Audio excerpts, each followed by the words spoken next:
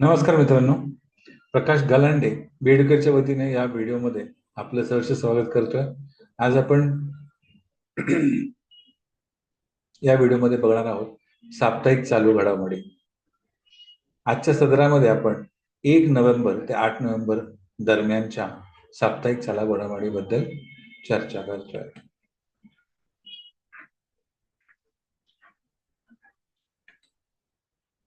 भारतीय post payments bank आणि EPFO यांनी मोफत दारोदारी सेवा सुरू केली.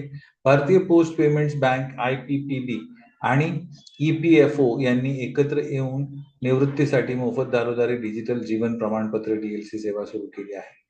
चेहरा किंवा बोटांचे ठसे प्रमाणीकरण वापरून निवृत्त व्यक्ती घर बसल्या जीवन प्रमाणपत्र सादर करू शकतात. ही योजना डिजिटल इंडिया आणि ईज ऑफ लिव्हिंग उपक्रमांतर्गत असून ग्रामीण व अर्ध शहरी भागातील निवृत्तांना याचा विशेष लाभ होईल.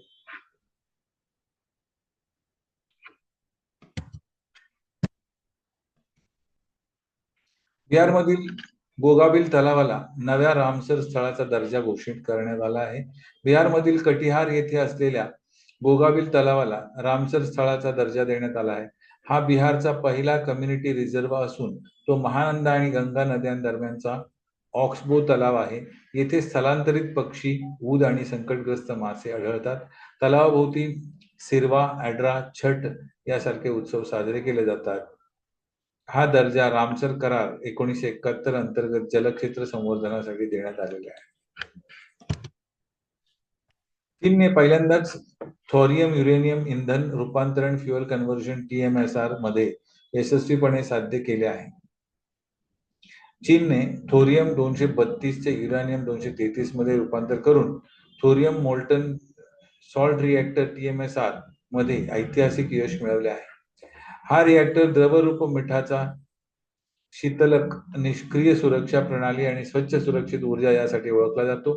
या यशामुळे थोरियम हे पुढील पिढीचे अणु इंधन ठरू शकते हे सिद्ध झाले आहे. भारत ज्यांच्याकडे सर्वाधिक थोरियम साठे आहेत तो AHWR आणि IMSBR प्रकल्पांद्वारे अशाच संशोधनावर कार्यरत आहे. 5 वर्षांच्या बंदीनंतर भारत चीनकडून होणाऱ्या आयातीसाठी मंजुरी पुन्हा सुरू करणार आहे. भारत 2020 नंतरच्या 5 वर्षांच्या बंदीनंतर चीनसह इतर देशांमधून आयातीसाठी मंजुरी पुन्हा सुरू करणार आहे. या निर्णयाचा उद्देश पुरवठा साखळी सुधारणा, देशांतर्गत उद्योगांना मदत आणि वाढत्या मागणीची पूर्तता करणे आहे. इलेक्ट्रॉनिक्स व औद्योगिक क्षेत्रांना प्राधान्याने मंजुरी दिली जाईल, तर सुरक्षा संवेदनशील क्षेत्रांवर कडक नियंत्रण ठेवले जाईल. हा निर्णय आर्थिक पुनरुत्थान आणि राष्ट्रीय सुरक्षा यांचा समतोल राखतो. मालदीवने जगातील पहिला पिढीनिहाय धूम्रपान बंदी कायदा लागू केला आहे. मालदीवने जगातील पहिला पिढीनिहाय धूम्रपान बंदी कायदा लागू केला आहे. 1 जानेवारी 2007 नंतर जन्मलेल्या व्यक्तींना तंबाखू खरेदी किंवा वापर करण्यास बंदी असेल. हा निर्णय तंबाखू मुक्त पिढी घडवण्यासाठी घेतला असून तो सर्व तंबाखू उत्पादने आणि ई-सिगारेट्सवर लागू होईल. नियम तोडल्यास 50,000 रुपया दंड ठोठावला जाईल.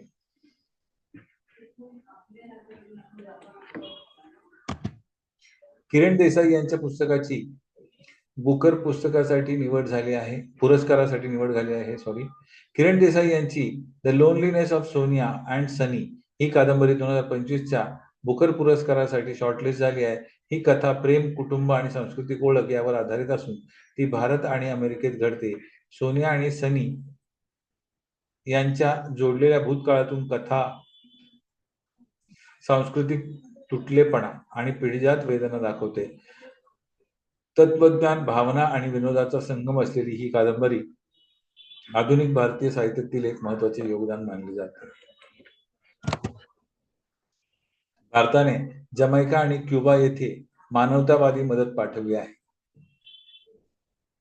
हरिकेन मेलिसामुळे झालेल्या विध्वंसानंतर भारताने जमैका आणि क्युबा या दोन्ही देशांना प्रत्येकी 20 टन मानवतावादी मदत पाठवली आहे, ज्याद्वारे भारताने ग्लोबल साऊथ ऐक्याबद्दलची आपली वचनबद्धता पुन्हा अधोरेखित केली आहे आणि भारतीय वायुदलाने ही मदत 4 नोव्हेंबर 2025 रोजी नवी दिल्लीहून रवाना केली आहे. यात आरोग्य मंत्री BHISHM क्यूब्स औषधे, आरोग्य मैत्री BHISHM क्यूब्स औषधे, अन्न, निवारा सामग्री, वीज जनरेटर आणि स्वच्छता किट्स यांचा समावेश आहे. ही मदत आपत्ती पश्चात आवश्यक असलेल्या आरोग्य, निवारा आणि मूलभूत सुविधांशी संबंधित गरजा पूर्ण करण्यावर केंद्रित आहे. यामुळे भारताची मानवतावादी आणि आपत्ती प्रतिसाद क्षमता अधोरेखित होत असून तो विश्वसनीय जागतिक मदत भागीदार म्हणून अधिक दृढपणे उभा राहिला आहे. भारत बोत्सवानामधून आणखी 8 चित्ते आयात करणार आहे. भारत प्रोजेक्ट चिता अंतर्गत डिसेंबर 2025 पर्यंत बोत्सवानामधून 8 चिते आयात करण्याची योजना आखत आहे. या उपक्रमाचा उद्देश मध्य प्रदेशातील कुनो पलपूर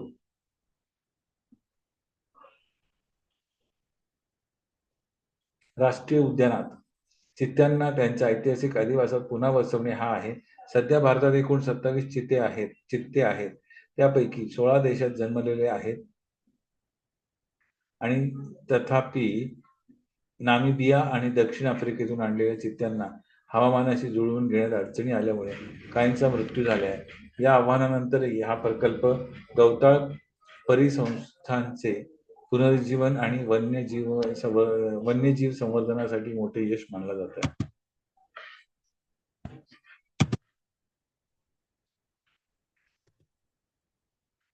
तेलंगणामध्ये कृत्रिम बुद्धिमत्ता नवोपक्रम केंद्र स्थापन करण्यात आले आहे. तेलंगणा सरकारने हैदराबादमध्ये Telangana artificial intelligence innovation hub TAIH स्थापन करण्याची घोषणा केली आहे. माहिती तंत्रज्ञान आणि उद्योग मंत्री D. श्रीधर बाबू यांच्या नेतृत्वाखालील हा उपक्रम राज्याला जागतिक कृत्रिम बुद्धिमत्ता AI क्षेत्रातील अग्रणी बनवण्याचे उद्दिष्ट ठेवतो आणि 2035 पर्यंत जगातील शीर्ष 20 AI हब मध्ये स्थान मिळवणे हे त्याचे ध्येय आहे. या केंद्राद्वारे संशोधन संस्था जसे की IIT Hyderabad, ISB, BITS Pilani, NALSAR, CDAC आणि तंत्रज्ञान क्षेत्रातील आघाडीच्या कंपन्या गुगल, मायक्रोसॉफ्ट, इन्फोसिस, अमेझॉन यांना एकत्र आणून AI संशोधन, नवोपक्रम आणि प्रतिभा विकासाला चालना दिली जाणार आहे.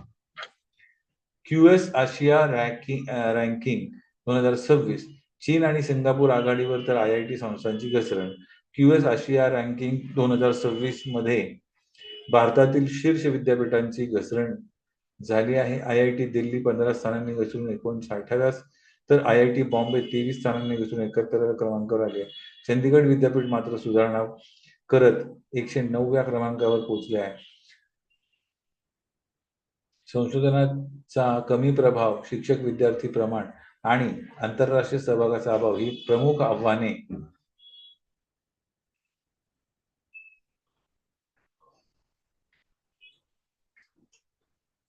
दरम्यान चीन, सिंगापूर आणि दक्षिण कोरिया येथील विद्यापीठांनी उत्कृष्ट संशोधन आणि जागतिक सहकार्यामुळे प्रगती साधली आहे. महाराष्ट्र हा स्टारलिंक सोबत करार करणारा देशातील पहिले राज्य ठरले आहे. महाराष्ट्र हे स्टारलिंक सोबत भागीदारी करणारे भारतातील पहिले राज्य ठरले आहे, ज्या अंतर्गत गडचिरोली, नंदुरबार, वाशिम आणि धाराशिव यासारख्या दुर्गम आणि दुर्लक्षित भागांमध्ये उपग्रहांद्वारे इंटरनेट सेवा पुरवली जाणार आहे. डिजिटल महाराष्ट्र मिशन अंतर्गत करण्यात आलेल्या या उपक्रमाचा उद्देश ग्रामीण संपर्क सुधारणा, ई शासन, टेलिमेडिसिन, स्मार्ट शेती आणि आपत्ती प्रतिसाद प्रणाली मजबूत करणे हा आहे.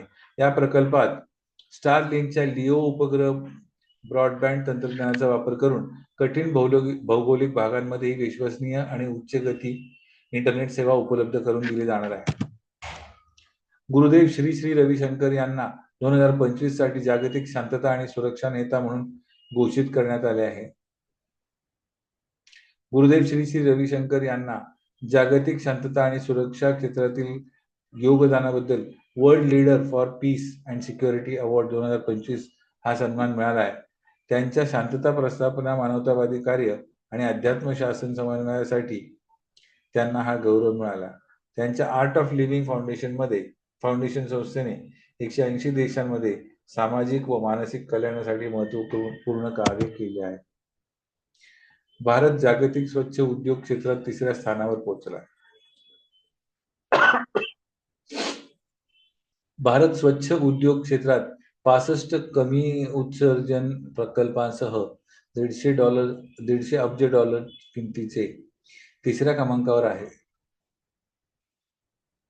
हे प्रकल्प रसायन, पोलाद, सिमेंट, ॲल्युमिनियम आणि विमान वाहतूक अशा क्षेत्रांवर लक्ष केंद्रित करतात. सुमारे 160 ते 175 दशलक्ष टन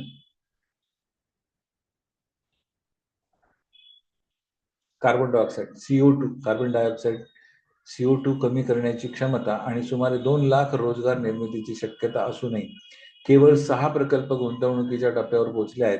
हे प्रकल्प प्रामुख्याने ओडिशा, आंध्र प्रदेश, कर्नाटक, गुजरात, राजस्थान, महाराष्ट्र आणि तमिळनाडू येथे केंद्रित आहेत. ज्यामुळे अंमलबजावणी आणि विस्तारातील अडचणी अधोरेखित होतात. निसार उपग्रह 7 नोव्हेंबर रोजी कार्यान्वित होणार आहे. निसार उपग्रह 7 नोव्हेंबर 2025 रोजी कार्यान्वित होणार असून हा भारत अमेरिका अवकाश सहकार्याचा महत्वाचा टप्पा आहे. एल बँड आणि एस बँड रडारयुक्त निसार पृथ्वीचे दर 12 दिवसांनी स्कॅनिंग करून माती, जंगल, हिम, पिके इत्यादींचे निरीक्षण करेल. ही मोहीम हवामान, शेती, जलसंपदा आणि आपत्ती व्यवस्थापनासाठी उपयुक्त ठरेल व भारताच्या आत्मनिर्भर अवकाश प्रयत्नांना गती देईल. भारताने लाईट टच देखरेखीच्या दृष्टिकोनासह कृत्रिम बुद्धिमत्ता AI प्रशासन आराखडा जाहीर केला.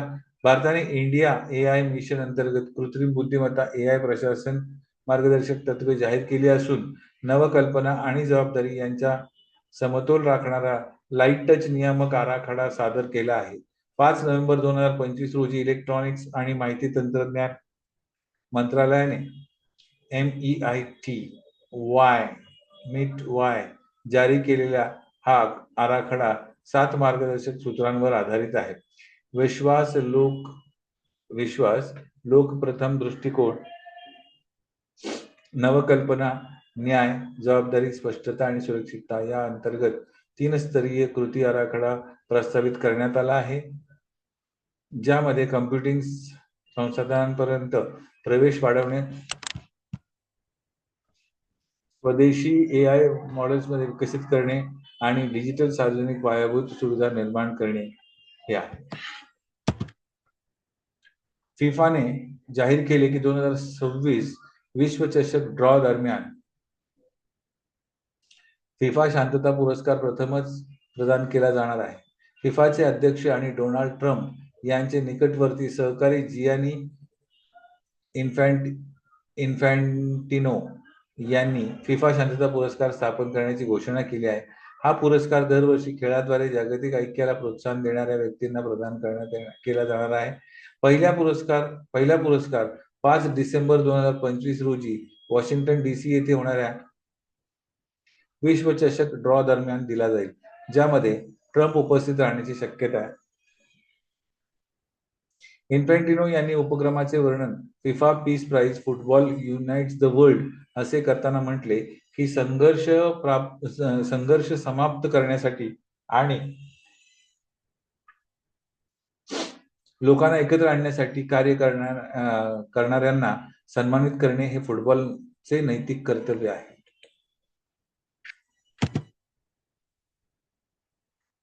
वंदे मातरमचे 150 वर्ष गीतातून सुरू झालेली ही एक चळवळ आहे.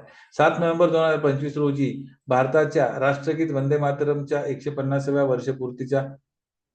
वर्षपूर्तीचा महत्वपूर्ण सोहळा साजरा केला जाणार आहे. हे गीत बंकिमचंद्र चट्टोपाध्याय यांनी रचले असून त्याला रवींद्रनाथ टागोर यांनी संगीत दिले आहे. 1875 मध्ये बंगादर्शन मासिकात प्रथम प्रकाशित झालेले आणि नंतर 1882 मध्ये आनंद मठ या कादंबरीत समाविष्ट झालेले हे गीत भारताच्या स्वातंत्र्य लढ्यात देशभक्ती, ऐक्य आणि स्वातंत्र्याच्या प्रतिकाराचे प्रतीक बनले आणि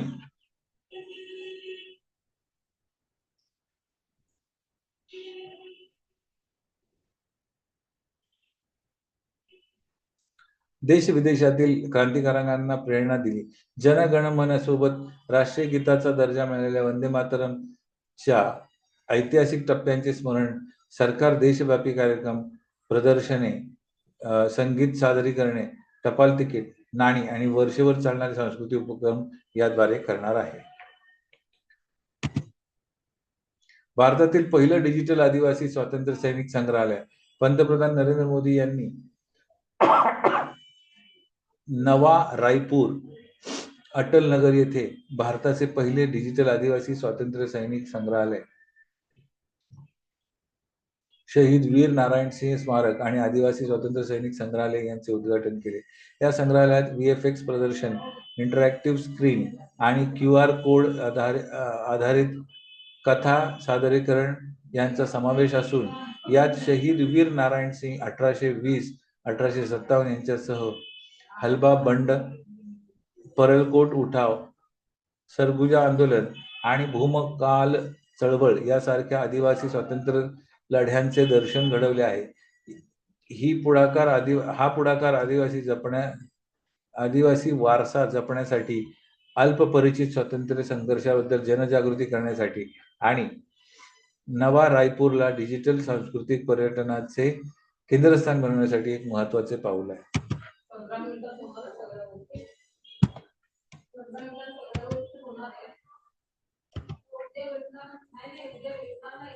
मनोहर पर्रिकर युवा वैज्ञानिक पुरस्कार 2025 डॉक्टर साई गौतम यांना प्रदान करण्यात आलाय. IISc बंगळुरू येथील डॉक्टर साई गौतम गोपाळकृष्णन यांना संगणकीय पदार्थ विज्ञानातील उत्कृष्ट कार्याबद्दल मनोहर पर्रिकर युवा वैज्ञानिक पुरस्कार 2025 प्रदान करण्यात आला आहे. अणुस्तरीय सिम्युलेशन आणि कृत्रिम बुद्धिमत्तेवर आधारित पदार्थ रचना या त्यांच्या संशोधनामुळे ऊर्जा साठवण, अंतराळ तंत्रज्ञान, इलेक्ट्रॉनिक्स आणि शाश्वत तंत्रज्ञान क्षेत्रात महत्वपूर्ण प्रगती झाली आहे. गोवा सरकारने स्थापन केलेला हा पुरस्कार देशातील सर्वाधिक ₹5 लाखांचे पारितोषिक असलेला विज्ञान पुरस्कार आहे आणि तो डिसेंबर 2025 मध्ये होणाऱ्या मनोहर पर्रिकर विज्ञान महोत्सवात प्रदान केला जाणार आहे. हा पुरस्कार नवोन्मेष, व्यावहारिक परिणामकारकता आणि जागतिक वैज्ञानिक नेतृत्व यांचा गौरव करतो.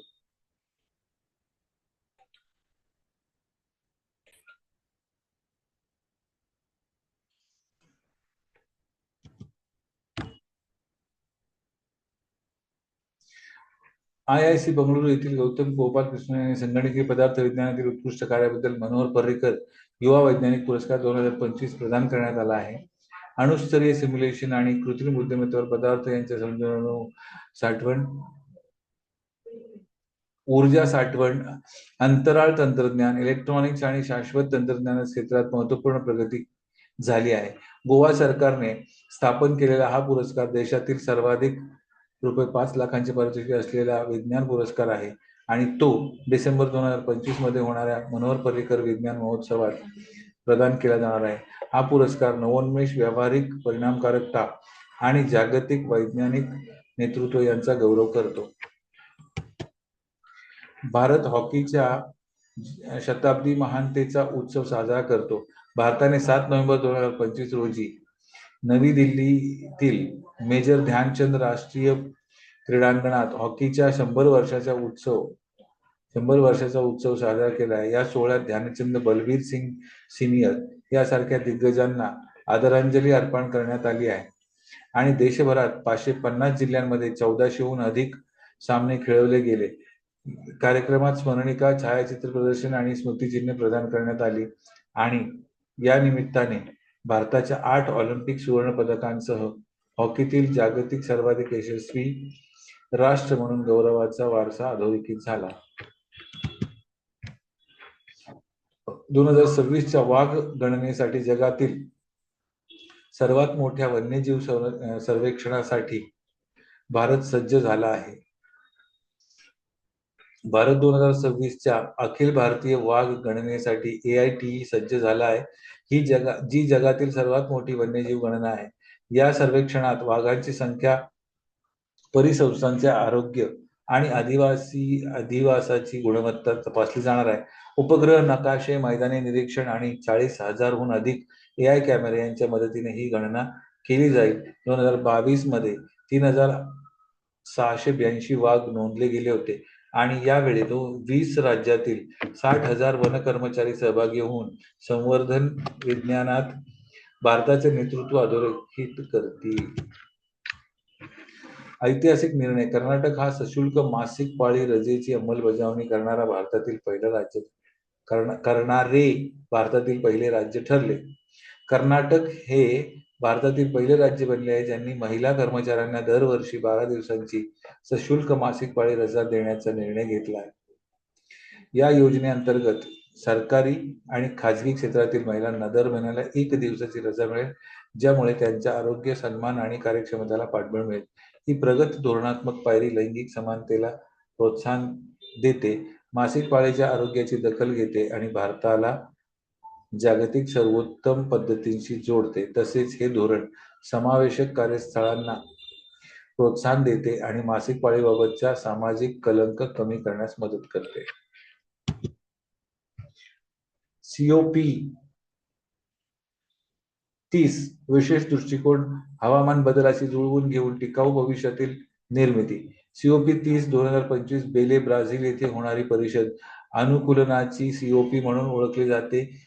ती हवामान बदलाशी जुळवून घेण्यावर, पूर, दुष्काळ, समुद्र सपाटी वाढ आणि तीव्र हवामानाचा सामना करण्यावर लक्ष केंद्रित करेल. भारतासह 35 देशांनी $1.3 ट्रिलियन बाकू ते बेले रोडमॅपला पाठिंबा दिला आहे. या उपक्रमांतर्गत हवामान न्याय, अनुकूलन वित्त आणि लवचिकता निर्माण यावर भर देण्यात आला आहे. मुख्य उपायांमध्ये राष्ट्रीय अनुकूलन योजना, हवामान प्रतिरोधक शेती, पूर संरक्षण आणि शाश्वत जल व्यवस्थापन यांचा समावेश आहे.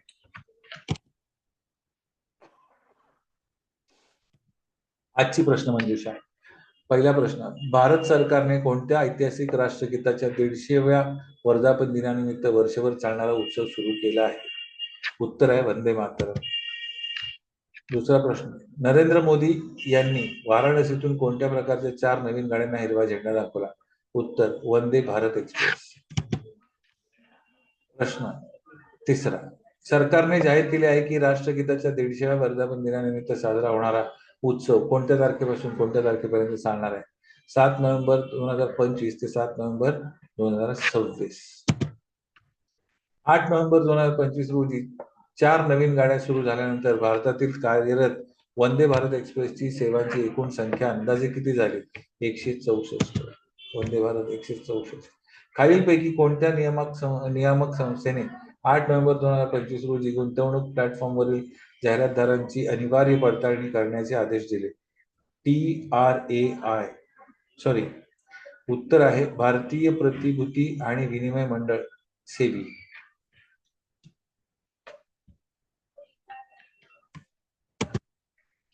भारताच्या सर्वोच्च न्यायालयाने अलीकडेच पंचायती राज निवडणुकांमधील अनुसूचित जाती आणि अनुसूचित जमातींसाठी जागांच्या वाटपासंदर्भात महत्वपूर्ण निर्णय दिला.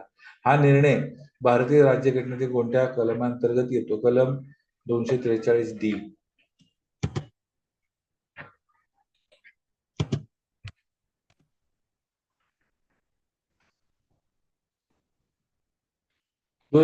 च्या शेवटी 2025च्या सुरुवातीला अबुधाबी येथे झालेल्या अंतिम सामन्यात कोणत्या देशाच्या फुटबॉल क्लबने फिफा क्लब वर्ल्ड कपची ट्रॉफी जिंकली?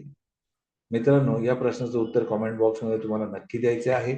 आणि आजच्या सदरामध्ये इतकंच. पुन्हा भेटूया पुढील सदरामध्ये, पुढील सप्ताहाच्या पुढील सदरामध्ये. तोपर्यंत काळजी घ्या आणि पाहत राहा बीएडकेचा YouTube चॅनल. धन्यवाद.